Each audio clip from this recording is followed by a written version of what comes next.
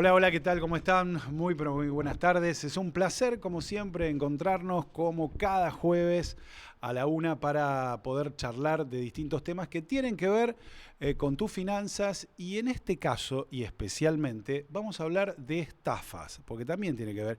Y estoy con un verdadero especialista, que ese es mi compañero, en quien ves todos los días, que sabe como pocos de este tema. ¿Qué tal, Mati? ¿Cómo ¿Qué tal, andás? Ariel? ¿Cómo les va? Buenas tardes. Bien, bien, por suerte. Y como vos bien decís, las estafas están muy, pero muy relacionadas con la economía personal Absolutamente. y lo mismo ocurre dentro de las compañías. Claro, o sea, te pueden arruinar concretamente las finanzas, ¿no? Definitivamente el impacto que tienen en las empresas muchas veces ronda el 10% de la facturación anual de una empresa, Mirá, para que tengas una idea. claro. Y bueno, y de eso se trata lo que vamos a charlar hoy, porque Matías hace 30 años que estás trabajando con esto, Mati. 30 años que desde el sector privado Sí, comenzamos a trabajar a nivel no solamente nacional, sino latinoamericano, en la investigación de estafas para empresas grandes o pymes dentro de la Argentina, particularmente en mi caso, con lo cual hemos visto cómo la tecnología fue acompañando y siempre estuvo un paso por delante de la prevención o de la investigación en claro. materia de fraude. Bien, tanto es así, y después te vamos a contar que Matías tiene un libro escrito justamente sobre este tema que es súper interesante y que por supuesto después te vamos a recomendar. Pero vamos a hablar, claro, de las estafas también, que tienen que ver con tu vida cotidiana, esas que están tan a la orden del día, sobre todo desde la aparición de este aparatito, Tal cual. o que suceden también, por supuesto, por teléfono, cuando te llaman al fijo, ves un número desconocido, ves un número que no conoces, y de golpe empezás a entregar información que puede ser vital y clave para que concretamente te vacíen tu cuenta, porque es lo que ha sucedido muchas veces. Por eso te quiero preguntar sobre todo cuáles son, Mati, las estafas más comunes, las que están más a la orden del día. Me refiero en este caso no solamente de compañías, que también después vamos a hablar, y de grandes empresas, sino también en el común de la gente. Generalmente cuando hablamos de estafas telefónicas nos metemos con el tema de WhatsApp. Sí, Ahora particularmente me parece interesante hablar de una estafa que tiene que ver con el llamado telefónico, que en algún claro. punto pensamos que ya no se da más. Sin embargo, al igual que las ciberestafas, los llamados telefónicos crecieron en la época de la pandemia, las estafas de una manera Estábamos mucho impresionante. en casa y utilizábamos mucho eso como comunicación, Exactamente, claro. el teléfono.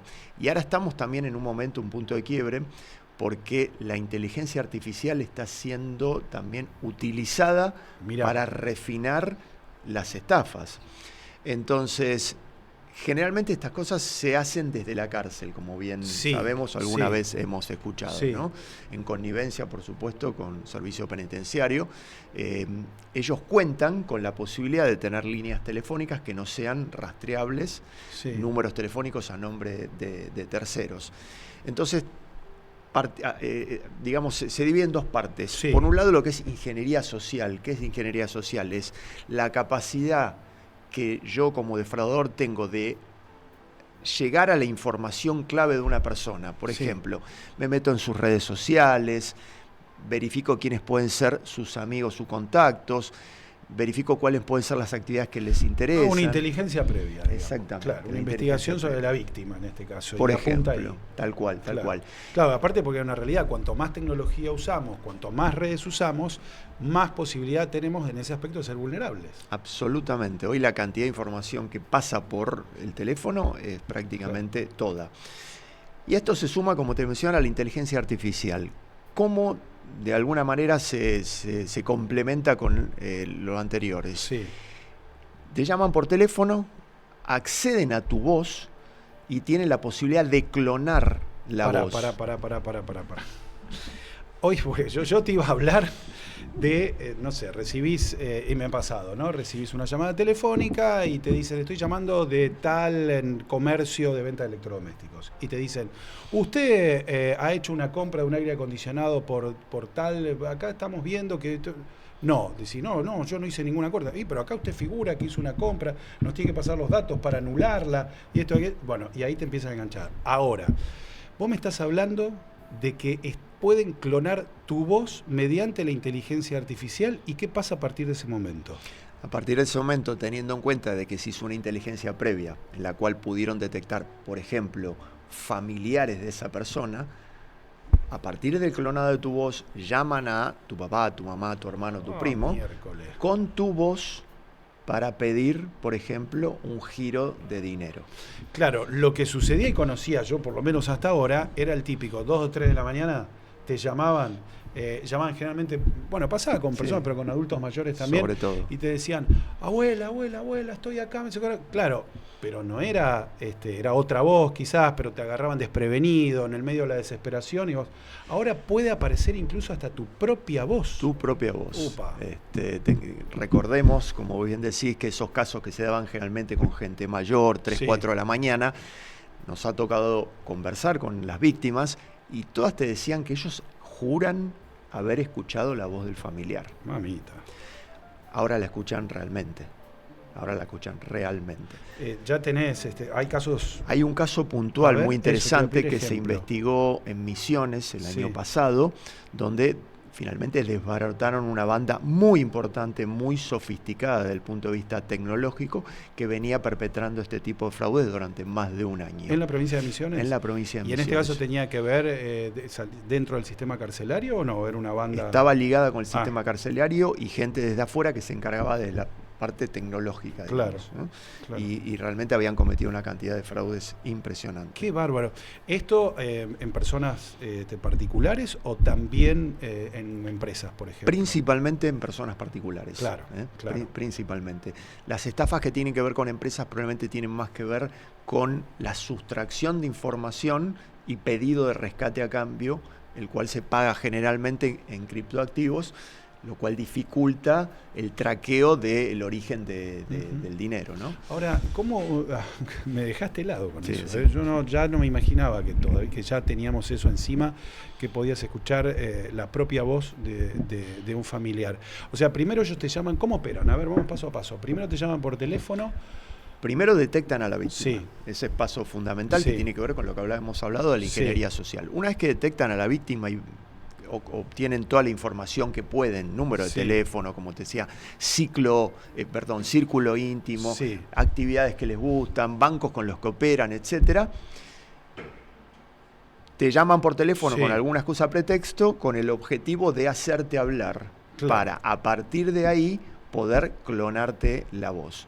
Una vez que tienen toda tu información, tu voz clonada, van a llamar a la gente que te rodea para pedirle el dinero, diciendo de que vos estás en un apuro y necesitas un giro de 30, 40, y el que aparece del otro lado de la línea es tu voz. Es tu voz, exactamente. ¿Y cómo haces para no creerle? Si eso es verdad o eso es mentira. Bueno, hasta ahora nosotros estábamos acostumbrados a dudar de los videos, que cada vez se clonan o se hacen con inteligencia artificial de una manera más sofisticada. De lo que no nos habían hablado hasta ahora es de lo que es la clonación de voz.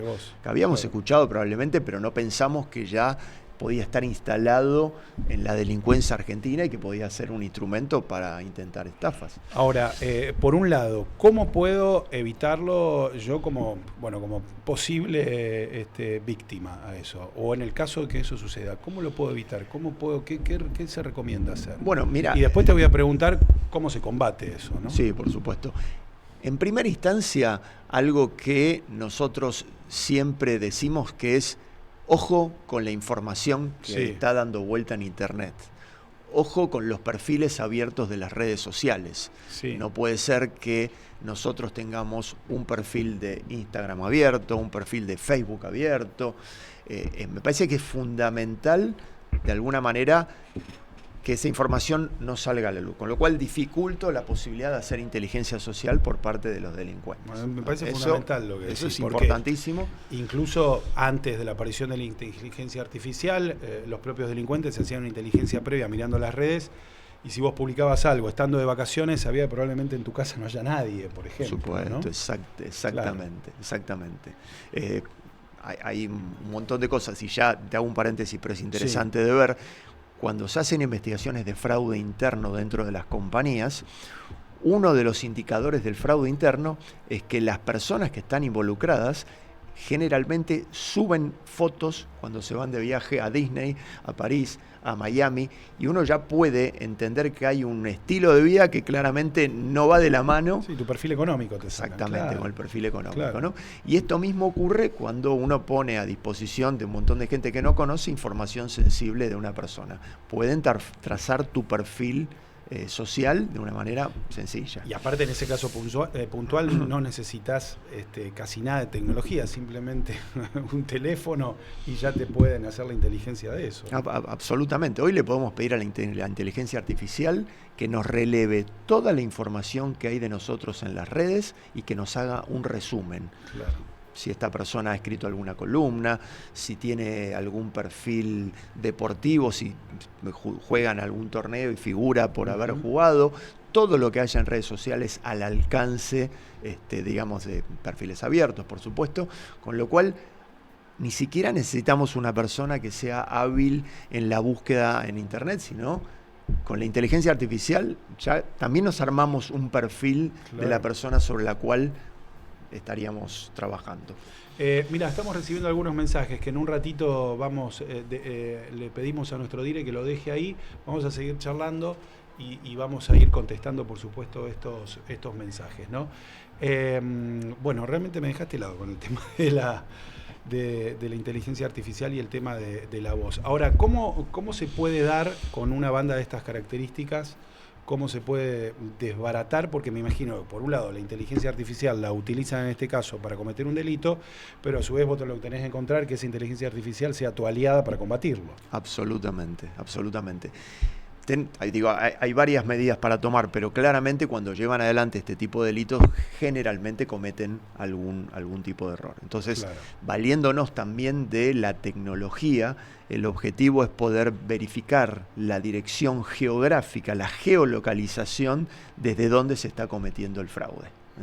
Para eso utilizamos instrumentos de ciberseguridad, cibervigilancia, que nos permiten, en tanto y en cuanto esté el llamado dándose, nosotros poder verificar la dirección física de donde se está cometiendo. Una vez que llegamos a eso, podemos empezar a verificar quiénes son las personas involucradas. Generalmente tengamos en cuenta que este tipo de investigaciones no tardan menos de 6 meses y requiere una cantidad de recursos muy, pero muy importante, que los manejan generalmente fiscalías de ciberseguridad. Claro. ¿Y este tipo de estafas suelen tener éxito a la hora de éxito, me refiero para el delincuente? Por supuesto, ¿no?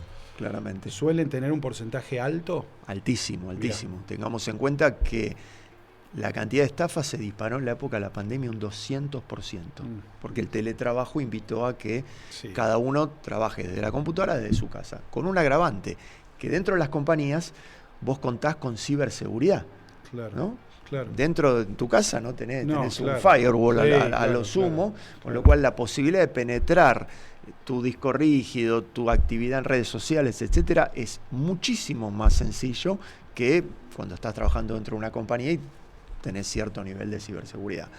Y ese nivel de ataque cibernético se ha mantenido, porque tengamos en cuenta que la tecnología ha pegado un salto muy importante durante la pandemia, con lo cual se han mantenido los niveles y la cantidad de dinero que se pierde es muy, muy grande. Qué bárbaro, ¿no?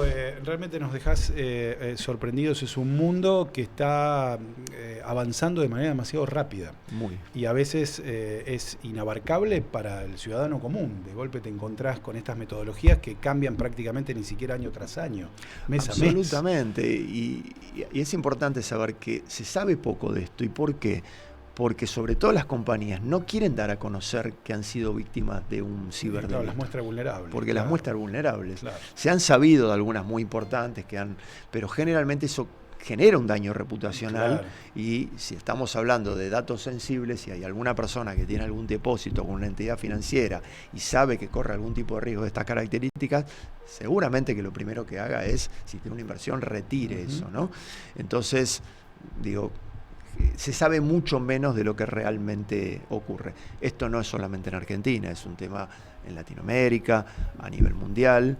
De hecho, no sé si recuerdan, pero cómo será de importante la información que se maneja a través del ciberespacio, de que la guerra Rusia-Ucrania comenzó con un ciberataque. Claro. Tengamos Exacto. en cuenta que Europa del Este es la más desarrollada en materia de ciberataque. Con lo cual nos damos cuenta de que estamos frente a un problema gravísimo del cual hay poco conocimiento, justamente por esto que les comento. Impresionante, Matías. Bueno, vamos a contestar. A ver, Steve nos dice, ¿el phishing está dentro de lo que se puede considerar una estafa? Primero explícanos qué es el phishing. El phishing es cuando viene del término phishing de Sí. digamos que es salir a la pesca, por Exacto. decirlo de alguna manera. Que generalmente cuando yo por mail o por WhatsApp envío un link que si logro generar tu atención y que vos cliques ese link, eso lo que hace es activar un virus que puede generar tenés dos alternativas. Uno es que destruya la información que vos tenés, digamos, por hacer maldad, y el otro es que capte información sensible que vos, como persona física o como empresa, podés tener dentro de la compañía. Solo con linkearlo, solamente con entrar, apretar nada botón. más, ya te están robando información o están entrando a tu teléfono. O están tomando, claro. o te están tomando control del WhatsApp. Bueno, claro, Que ese es un robo de identidad. eso es exactamente. Claro. Exactamente, el robo de identidad es muy complejo, porque si bien hoy hay mucha gente que está alertada, había un momento hace 4 o 5 años donde nos consultaba por este tema y pasaba esto mismo, que vos recibías un WhatsApp de una persona conocida, un familiar que te pedía dinero. Claro. Y hemos visto, pero barbaridad de dinero involucrado en ese tipo de estafas.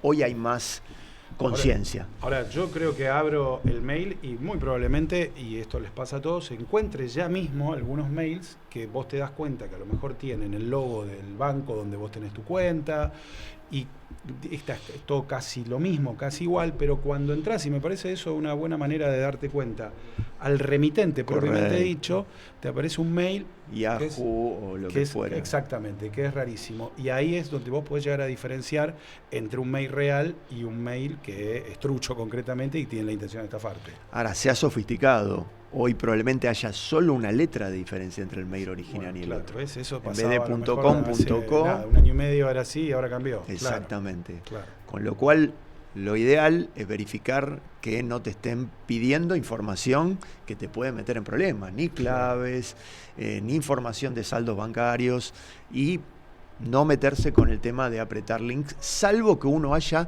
solicitado el envío del email. Claro. De eso, bueno, uno ya puede estar más tranquilo. Porque uno lo solicitó al mail que es Exactamente. el correcto y el oficial. Quiero información sobre un crédito, le pedimos al banco, bueno, vamos a recibir eso y va a ser referencia a algo que ya solicitamos. Claro. Ahora, si entra un correo electrónico que no hemos solicitado, preferentemente no abrirlo o no apretar ningún vínculo que pueda estar dentro del mail. Exacto, es importantísimo. Bueno, a Paula nos dice, cuando es una llamada spam necesariamente sí o sí hay que desconfiar. La mayoría de las veces no atiendo y bloqueo. ¿Está bien? Bueno. Creo que desconfiar es el primer paso, sí, sin duda. Estar alerta es una forma de decir, bueno, a ver qué puede estar pasando, porque lamentablemente es muy probable. Ahora, fíjate cómo nos lleva, ¿no?, a vivir en permanente alerta. Lo que termina siendo... Estás alerta cuando llegas a tu casa, porque no sabes si viene alguien de atrás. Estás alerta cuando dejas la tarjeta, porque no sabes si la propia tarjeta... Bueno, ahora te llevan el postnet, que me parece bien. Por supuesto. Pero antes te llevaban la tarjeta y no sabías si por ahí a lo mejor te sacaban el código de seguridad. Tenés que estar alerta cuando te llaman por teléfono. Es un nivel también, no deja de ser un nivel. Es un nivel de estrés muy grande porque se ha complejizado el fraude, claro, ¿no? Y esto un poco haciendo referencia al libro que vos mencionabas. Yo justamente lo que hago es una línea de tiempo en la cual voy mostrando determinados hitos que fueron de alguna manera agravando el fraude y lo fueron sofisticando. Hace 30 años atrás, cuando una compañía tenía algún problema, generalmente era o robo de mercadería o alguna persona que se quedó con un 10% de una compra, etcétera, etcétera. Hoy es muchísimo más complejo el fraude. Y entra, a ver, desde la aparición de Internet ya se empezó a complejizar con el tema de los mails, etcétera. y no tenemos idea, créeme que no tenemos idea de lo que se viene con la inteligencia artificial. No tenemos idea. No, realmente no tenemos idea. O sea, tenés que estar en una evolución permanente. Permanente, y siempre la prevención y la investigación lamentablemente van por detrás del fraude. ¿Hasta dónde podemos llegar? Bueno, es inabarcable. Es absolutamente imposible de determinar el alcance de la inteligencia artificial. Realmente el que lo diga no lo sabe. Todos los días nos vamos enterando de capacidades nuevas. Por suerte muchas aplicadas para el bien, pero de manera paralela también aplicadas para el mal. Aparte, de hecho, no hay regulaciones casi al respecto. Ese es un tema, punto, me parece, ¿no? clave Importante, que menciona. claro. Es un tema clave. Estados Unidos, que debería ser quien Sí, está picar en punta, ¿no? picando en punta en lo que es regulación, es probablemente el país que menos regulación tiene, porque las grandes empresas de desarrollo de inteligencia artificial están en Estados Unidos. Y hay un interés ahí. Claro. Exactamente, hay un interés. Hoy por hoy, la Comunidad Europea es realmente de vanguardia en todo lo que tiene que ver con el control de inteligencia artificial. Te doy un dato chiquito para que te des una idea. Dale. La inteligencia artificial viene por default en WhatsApp. Sí. Nosotros tenemos la posibilidad de meternos ahí y consultar con Meta. Eso en Europa está prohibido. Vos te descargás el WhatsApp y no tenés acceso a Meta de manera automática. Exactamente. Porque la Comunidad Europea prohíbe. Estoy entrando, ¿eh? Claro, vos tenés que preguntar a Meta. Exactamente. O buscar vas arriba. a ver, perdón, vas a ver más abajo ese simbolito que te da un acceso directo. Exacto. Mirá, ahí está. Sí. Qué bárbaro. Pero nosotros acá en Argentina también, por supuesto, estamos en pañales con esos temas, pero por suerte tenemos algunas iniciativas a nivel legislativo tendientes a querer copiar parte de la regulación europea, y me parece fundamental, porque cada día que pasa estamos en una situación de vulnerabilidad mucho más alta. Claro, pues podemos llegar a un punto en donde, no sé, se muestre una imagen de un determinado hecho, que puede ser un hecho delictivo, que puede ser un fraude, una estafa. Pero yo no estaba en ese lugar. No, mira, ahí estás vos. Y hay una filmación en ese lugar cometiendo un determinado ilícito y en realidad no sos vos. Exactamente. Puede ser útil para algunas personas decir que no. Claro, seguramente. pero no, hablando en serio, realmente supongo se van a desarrollar herramientas que van a permitir identificar si un video es real o no. Hoy, a simple vista, hay algunos detalles que nos permiten inferir. Hoy no sabemos mañana. Exactamente, a eso voy. Porque se están sofisticando de tal manera que seguramente en breve, cuando digo en breve, estoy hablando en 6 meses. Sí, claro, año. Ese es el tema. No estoy diciendo dentro de 10 años. Sí, claro. Porque es exponencial el crecimiento, no es geométrico.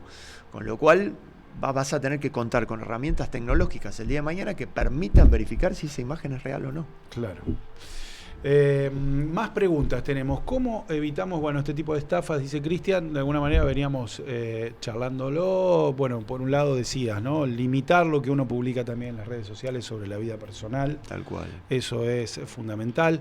Se engancha con la pregunta anterior de Paula, cuando te llaman de teléfonos desconocidos y no conviene atender. No conviene atender, o si atendemos, pidamos un teléfono para poder nosotros devolver la llamada. Esa es buena, bien. Fundamental. Bien. Fundamental. Pedí que te den un teléfono. Exactamente. Claro, perfecto. Entonces, de esa manera vamos a poder validar quién nos está llamando. Eso está bueno. Y después, por ejemplo, muchas veces te pasa también que recibís algún mail o un mensaje a través de WhatsApp de lo que pueden ser empresas oficiales. No sé, recuerdo que con AISA se daba, era muy común. De hecho, la gente de AISA se comunicaba con nosotros, periodistas, para que alertemos a través de los medios de comunicación donde trabajamos que se estaba realizando una estafa con un logo exactamente igual, y la intención era pedir información, ¿no? Tal cual. Otra posibilidad es... información de uno, me refiero. Que nosotros pidamos información de uno a quien llama. Bien. Por ejemplo, me está llamando Aiza, ¿cuál es mi número de cliente? ¿Cuánto consumí el mes pasado? Eso es bueno, ¿eh? Dirección. También. ¿Qué dirección tenés en base de datos donde yo estaría recibiendo el servicio?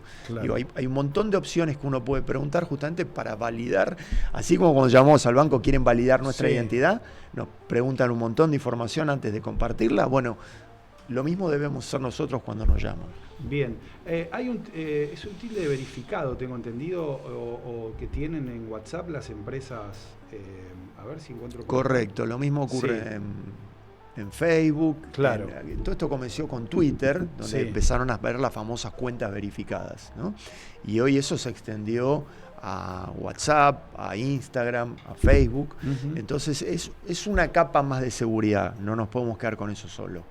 Son una serie de herramientas o medidas que tenemos que tomar para bajar nuestra exposición al riesgo, pero Claro. es importante que en temas de inseguridad de cualquier tipo, seguridad 100% no existe. Bueno, ya sabés que nos podés escribir, que ya nos están escribiendo y nos siguen preguntando, por supuesto, sobre todo lo que tiene que ver con las estafas, a partir de las estafas telefónicas, estafa a través de WhatsApp, a través del mail, y bueno, y cómo está evolucionando todo esto, y te vamos contando si recién te enganchás con nosotros, a través de la inteligencia artificial, ¿no? A pasos agigantados. ¿Qué significa el término skimming en este caso? Skimming básicamente es engaño. Cuando yo hago monto alguna escena justamente para generar un engaño. Puede ser generalmente a través de WhatsApp, de teléfono o de un correo electrónico. Es independiente al medio que utilizan, pero básicamente es un engaño. ¿Qué recaudos hay que tener cuando hacemos compras online? También nos pregunta Paula. Bueno, acá también es un tema importante. Eso se aceleró muchísimo con la pandemia. Absolutamente. Y es una costumbre que de alguna forma se sostiene y se mantiene. Y de golpe te encontrás con una muy buena oferta, sobre todo a través de Instagram. Lo mirás y decís, más sí, voy, pim, comprás y después eso no aparece. Sí. Bueno, desde poder quitarte tus datos a directamente estafarte, vos depositar un dinero y el producto que nunca llega, ¿no? Claro, el tema es que te toman tu número de tarjeta de crédito muchas veces y lo utilizan para comprar alguna otra cosa. Lo recomendable, es complejo dar un consejo acá porque lo recomendable es utilizar sitios ya conocidos, ¿no? Pero uno dice, bueno, hay gente que tiene algún emprendimiento chico y tiene también, por supuesto, derecho a poder comercializarlo en la web, ¿no? Claro. Claramente. Ni hablar. El problema es que los niveles de seguridad que utilizan, por una cuestión de, digamos, Sí, económica, de recursos, son más bajos. Entonces, ni siquiera digo por el lado de que a quien te venda pueda estar parte de una estafa, sino que también cuando esa información trafica por la web, puede ser tomada por un ciberdelincuente. Claro. Y esa información se manda o se envía generalmente a lo que se llama la Deep Web. La Deep Web es aquella web a la cual no se accede de manera directa, sino que tenés que usar algunos programas para poder acceder. Y es en la web en donde se mueve todo, digamos, el submundo de la delincuencia. Sí, bueno, de donde se compran armas para el terrorismo. Absolutamente cualquier cosa, Sí. desde tráfico de personas hasta venta de armas, venta de droga, y hay mucha información financiera también, por números de cuentas. Entonces se compra y se vende las bases de datos en la Deep Web. Entonces lo que quiero decir es que no hace falta que quien te venda te quieren estafar, sino que con el solo hecho de no tener la seguridad adecuada para transaccionar a través de la web, esa información puede ser captada. ¿No? Vos sabés que recuerdo un caso en la provincia de Córdoba, que de hecho nosotros pudimos encontrar a una de las víctimas de aquí de Buenos Aires. Digo nosotros, pensando en el noticiero, en Tele 9, que había comprado unas bicicletas. La encontraba a precio realmente muy barato. Y empezó ella misma a hacer una investigación del sitio. Se encontró que tenía muy buenos comentarios, se encontró que tenía muchos seguidores, que la oferta realmente era buena. Entonces, al ver que tenía buenos comentarios, una cantidad importante de seguidores, gente que ponía que le había ido muy bien con la compra, dijo, se animó y compró 3 bicicletas al precio de que a lo mejor se compraba acá 1,5, ¿no? En Buenos Aires. Bueno, las bicicletas jamás llegaron.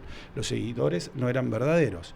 En los comentarios, evidentemente, tampoco, o eran los mismos estafadores que replicaban a través de la banda, digamos, ¿no? Y utilizaban el perfil de un lugar que sí era real. Claro. A través de Instagram. Estaba enmascarado Exacto. dentro del perfil real. Sí, exactamente. Esas cosas ocurren. Por eso, uno de los consejos es, cuando la oferta es muy agresiva, dudemos sí. porque probablemente... Cuando la limón es grande, hasta el santo desconfía, viejo dicho, ¿no? Tal cual, y esto aplica tal cual. hoy en día a todo, ¿no? Así que lo dijiste, lo dijiste a todo, pasa absolutamente, bueno, desde las estafas, uno de los principales, creo yo, motivos de una estafa tiene que ver con eso desde años. Desde toda la vida. Bueno, toda la vida. Acordemos, ¿no?, de estas estafas financieras que son el esquema Ponzi famoso, sí. Donde te ofrecen pagarte un 10, un 20% en dólares de interés mensual. Y bueno, si te ofrecen una criptomoneda también. También. Una cosa un poco exactamente, ¿no? Claramente sí. hay que tener mucho cuidado. Mucho cuidado, tal cual. Bueno, impresionante. Realmente no dejas de... quiero que me cuentes algo, Matías, después vamos a seguir charlando del tema, pero del libro que escribiste.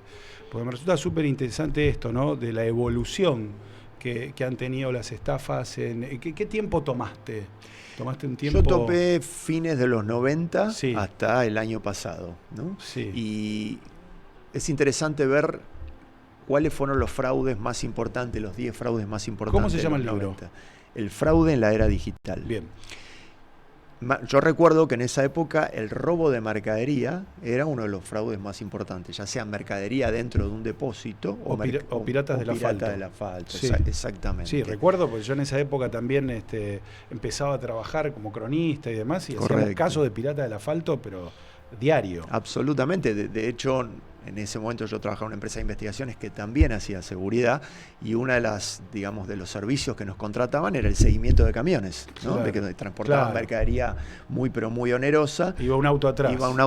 Un auto adelante, las postas, etcétera, etcétera. Con lo cual, ese era uno de los focos de pérdida más importantes que teníamos, ¿no? Después, pago de retornos, pago de coimas, claramente, donde el gerente de compra, que es una de las áreas más vulnerables dentro de las compañías, o el gerente de marketing, porque es difícil establecer un valor de una campaña de marketing, eran de las estafas más comunes. Ya en esos momentos, cuando nosotros comparábamos las estadísticas de Latinoamérica, estábamos en una empresa multinacional, con las de Estados Unidos y Europa Occidental, ya veíamos venir el crecimiento de las ciberestafas, que para nosotros era un tema que era... Estamos hablando año 2000. 2005 claro, aproximadamente. Y claramente nuestras estafas fueron girando y cambiando y fueron yendo al lado de las ciberestafas, que para nosotros era un mundo no conocido, pero sin embargo estaba ya ocurriendo en economías desarrolladas. ¿Y disminuyó, por ejemplo, la cantidad de robo de mercaderías y piratas? Disminuyó, sí. O sea, hubo una mutación por parte de la delincuencia en ese aspecto. Las mismas bandas pueden haber incursionado, los mismos, no sé, que robaban camiones, ¿incursionaron en las ciberestafas? Sí, y te voy a contar un caso muy interesante, les voy a contar. La delincuencia trabaja sobre los lugares más vulnerables. Sí. ¿No? Se hace una inteligencia previa y es, si esta empresa tiene algún nivel de vulnerabilidad en la fabricación de, no sé, vamos a suponer, autopartes, que esas autopartes van a scrap. Scrap es cuando la autoparte sale con alguna falla y no se puede utilizar, se manda una parte del depósito que se llama scrap. ¿Y qué ocurre? Muchas veces, en connivencia con empleados de la compañía, sacan esa mercadería por izquierda, por supuesto, y la venden en sitios de comercio como si fuera mercadería nueva. Claro. ¿No? Entonces ahí tenés doble daño, tenés el daño económico y el daño reputacional, porque el día que mañana alguien compra una autoparte, la pone atrás y en el auto y no funciona, tenés doble daño. ¿Qué quiero decir con esto y volviendo para atrás? Vulnerabilidades. Nosotros en una época trabajamos muchísimo en la investigación de mercadería falsificada, sobre todo medicamentos falsificados. Imagínate, si es grave el tema de la mercadería, metete en medicamentos. Si son oncológicos, ni hablar. No, claro. Vender un medicamento oncológico falsificado.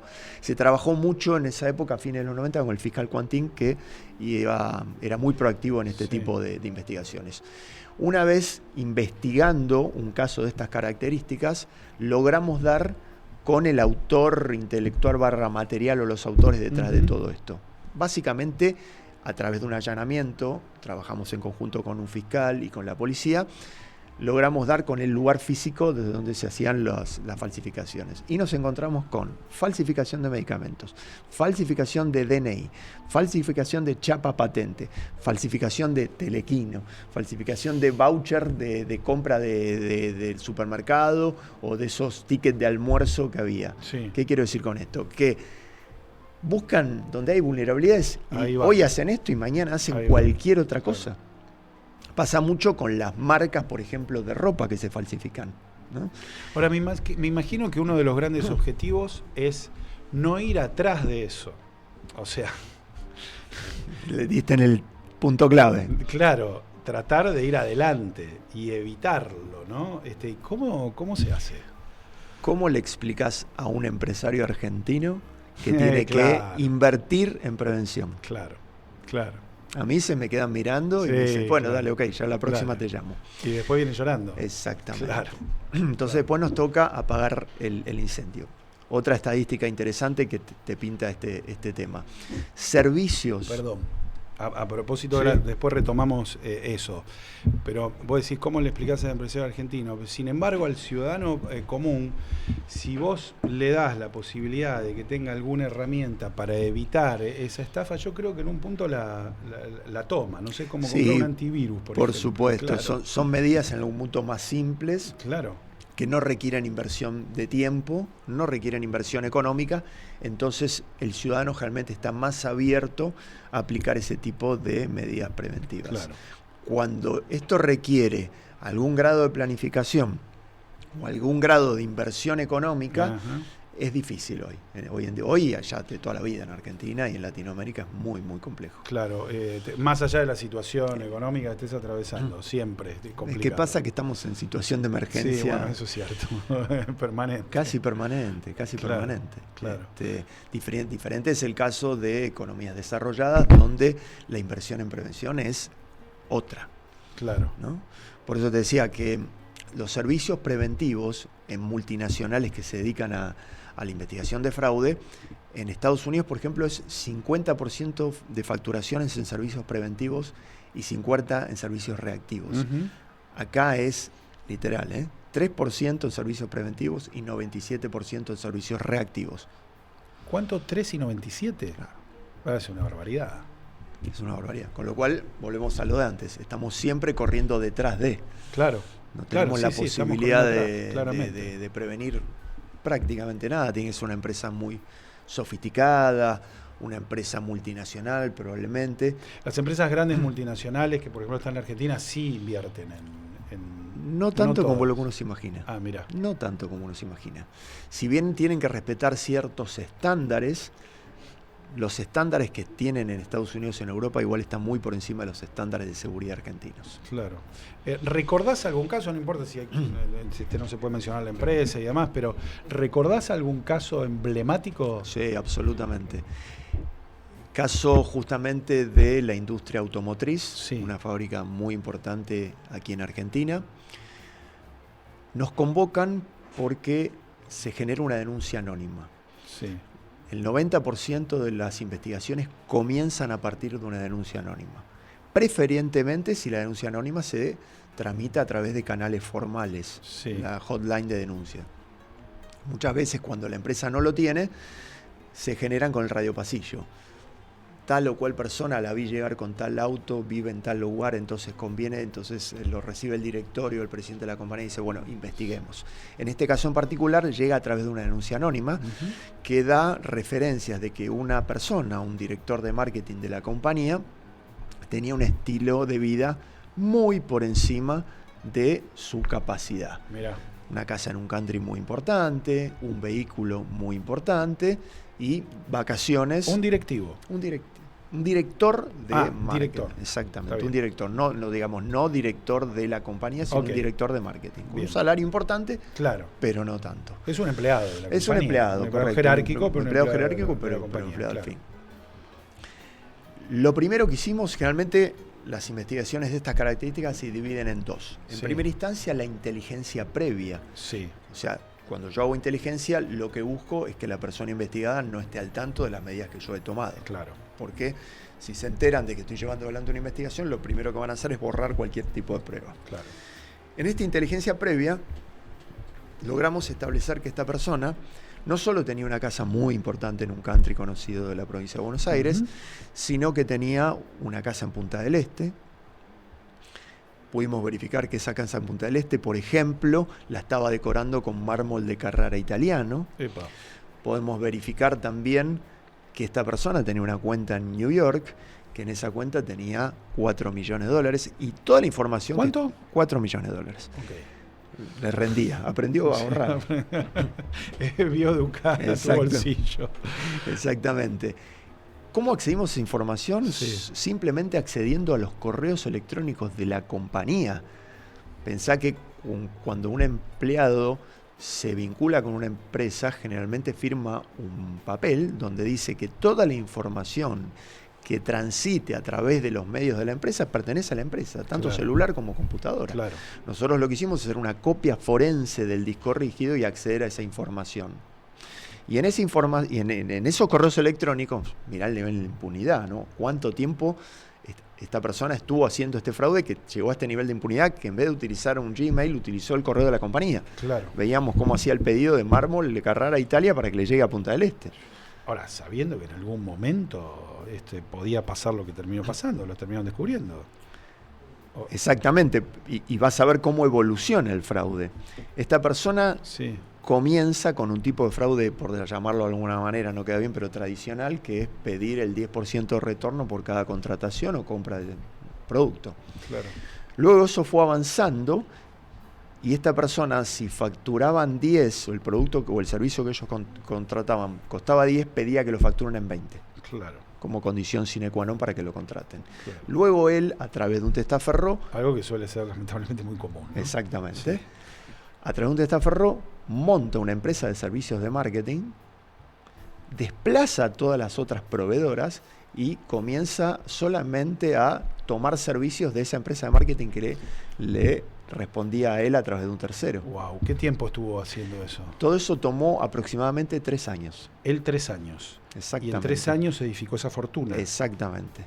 Llegó al límite, porque hubo una instancia peor que esa, que es que contrataba servicios o compraba productos que nunca llegaban.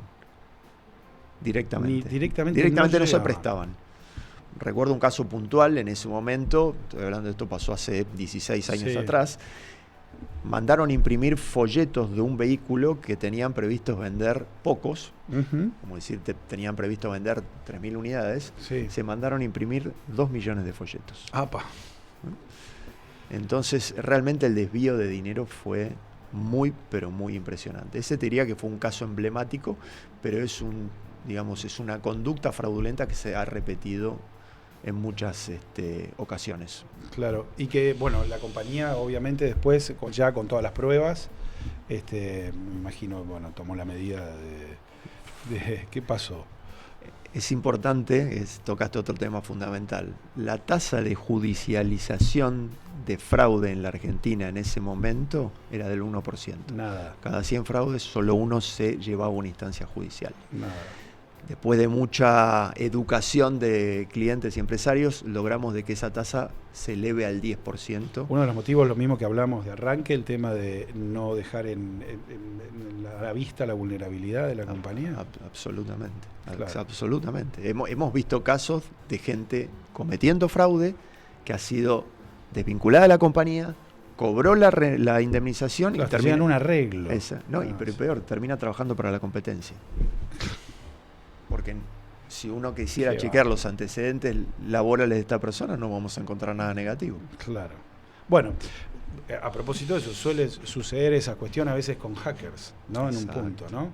Los propios hackers que hackean el sistema, incluso hasta sistemas de gobierno, y después se los terminan contratando por esa capacidad. Exactamente, los pasan del lado del bien, digamos. Claro. ¿No? Y pasan a ser ethical hackers, que justamente también lo que hacen para mantenerlos ocupados es que empresas muy, pero muy importantes los contratan para que verifiquen vulnerabilidades permanentemente. Claro. Y entregan premios o pagan muy bien por cualquier vulnerabilidad que estos ethical hackers puedan detectar en una plataforma de e-commerce, por ejemplo. ¿Y se pudo estimar las pérdidas que le significó a la compañía?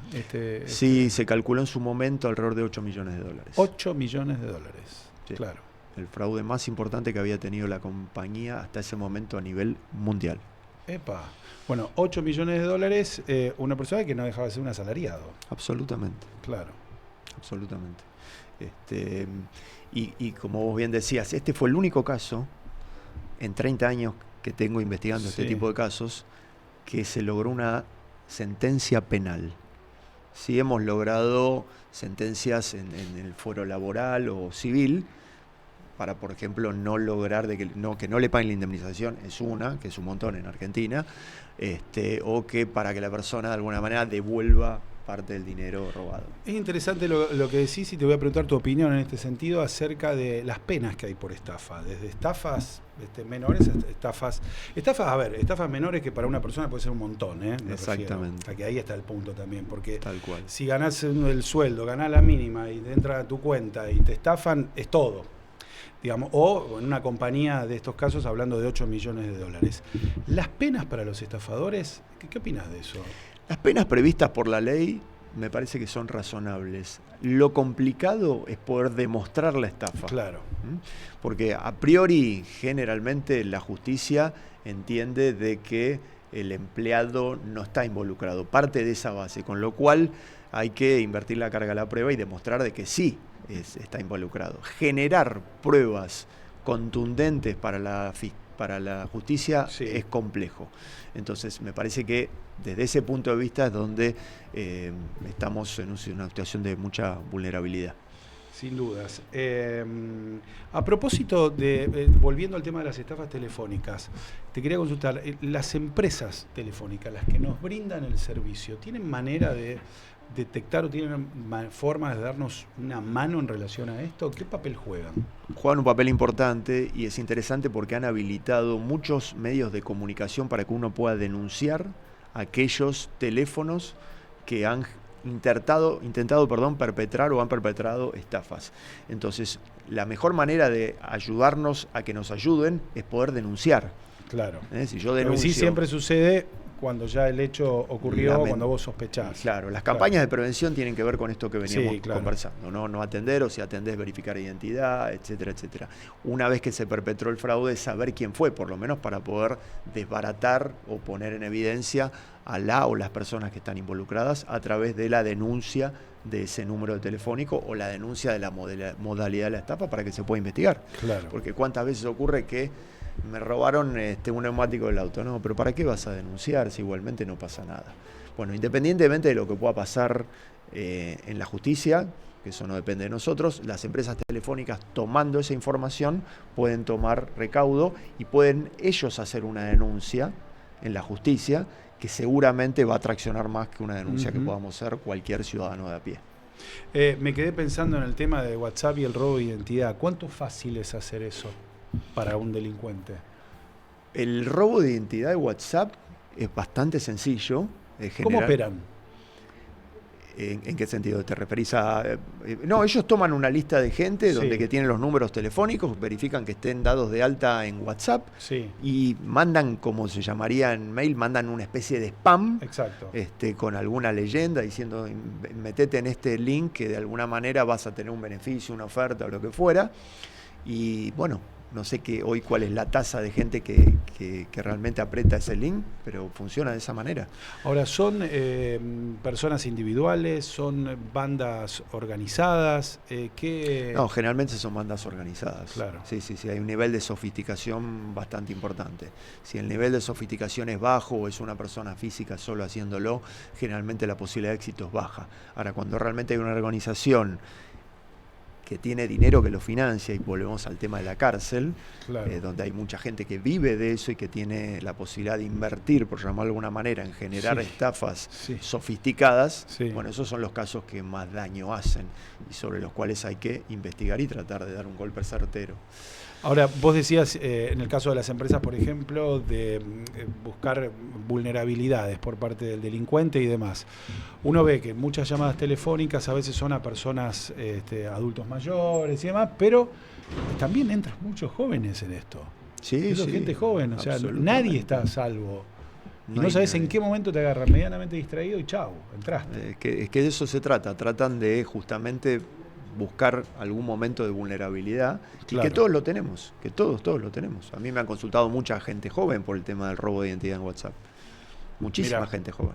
Mira, ¿y te recordás algún caso en particular? O me acuerdo un caso puntual de robo de cuenta de Instagram, ¿no? De Instagram, a ver cómo fue eso. Toman el control de la cuenta de Instagram y pueden publicar fotos de cualquier tipo.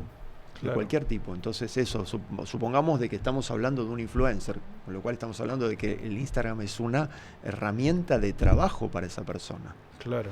que ha tardado años en juntar 50.000, 30.000, 20.000 seguidores, y que una persona con malicia toma esa cuenta y comienza a postear fotos de cualquier tipo. Tenés, por supuesto, un daño reputacional, pero por otro lado tenés la pérdida del manejo de la cuenta que tanto tiempo te costó formar. En algunos casos se recupera, pero en muchos casos no. Tienen que cerrar esa cuenta a través de una denuncia en una oficina que tiene Meta aquí en Argentina, para Facebook e Instagram. Lo mismo ocurre con WhatsApp, donde uno puede denunciar y de esa manera desactivar la cuenta. Ahora, ¿es más complicado que, por ejemplo, que entrarte en el WhatsApp? Que no requiere más, siempre está apuntado al error humano. Pues es interesante saber eso. A ver. La sofisticación tecnológica ayuda, sí, pero generalmente el quiebre está a partir del error humano. Claro. Ahí es donde generalmente se terminan filtrando. Uno se imagina que hay... Porque se necesita una acción del otro lado para que te puedan... Y el tema es evitar hacer eso, digamos, ¿no? Hablando de tecnología, sí, se viene una etapa muy complicada porque hoy hay tecnología de ciberataques que se llama cero clic. Cero clic. Cero clic. ¿Qué significa cero clic? Estamos anticipando un próximo programa con esto. Que no hay que apretar absolutamente nada para que ingresen a nuestros devices. ¿Cuánto falta para eso? Ya está ahí. Ya está, eso te diría que ya está. ¿Pueden ingresar directamente? Pasa que hay que tener una tecnología muy, pero muy sofisticada que requiere inversiones importantísimas que hoy no están al alcance de ninguna de las bandas de delincuentes que podemos tener en Argentina. Bueno, imagino ya los sistemas, tanto en redes sociales como teléfonos y demás, están trabajando en ver cómo bloquear eso. Exactamente. Ese es el próximo desafío. Entran directamente al teléfono. Exactamente.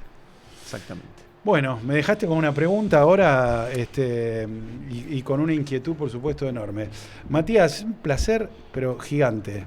Lo mismo poder digo, charlar gracias. con vos. Bueno, sos un especialista, una persona de muchísima experiencia en esto, es un lujo tenerte en el programa como compañero de trabajo y a su vez, bueno, que nos puedas ir contando, alertando, me parece realmente muy, muy importante porque la idea de esto es evitar justamente en este caso de caer en la trampa. Absolutamente, ¿no? Generar conciencia, contarle a la gente que existe, qué pueden hacer para minimizar la exposición. Y qué pueden hacer si ya ocurrió también, ¿no? Así que bueno, gracias por el Matías tiempo. Nahón, el libro, repetime de nuevo el libro. Fraude en la era digital. Fraude en la era digital, imperdible. Bueno, muchísimas gracias a ustedes también por estar con nosotros, les mandamos un abrazo enorme y sigan en Dos Reyes Stream. Chau, hasta el jueves que viene.